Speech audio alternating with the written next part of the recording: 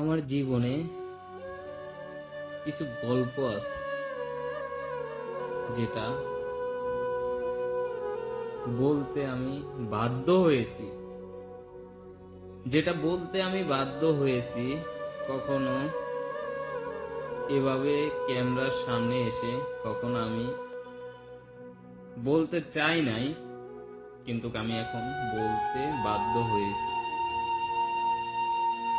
যারা আমাকে কষ্ট দিয়েছো, সেই ছোটবেলা হইতে কষ্ট করে করে বড় হয়েছে, আর এখনো কষ্ট ভোগ করতেছি।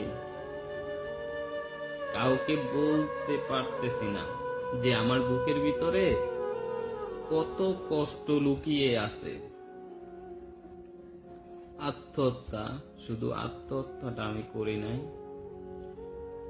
কারণ ভাই আমি একটা আমি সময় লাগাইছি, 40 দিন চিল্লাইছিলাম। আল্লাহ কিছু বুঝ দিয়েছে, এর জন্য আত্মহত্যাটা করি নাই। না হলে ভাই অনেক আগে মারা যেতাম।